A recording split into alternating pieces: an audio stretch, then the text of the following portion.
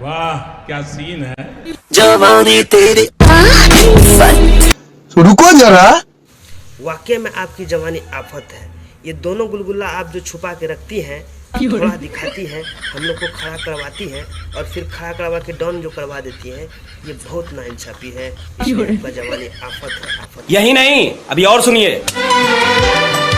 इस दिल में छुपा तूफान कोई। तो मैडम जी, उस दिल में कोई तूफान छुपा हुआ नहीं है। उस दिल में दो बड़े बड़े गुलगुल्ले छुपे हुए हैं जो बाहर की दुनिया देखना चाहता है, लेकिन आप उसे आने से रोक रही हैं। हरामी हो बेटा।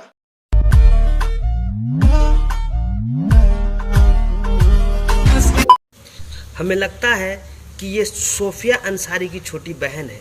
वो बात बात पर अपना गुलगुल्ला हिला देती है, ये बात बात पर अपना गुलगुल्ला दिखा देती है।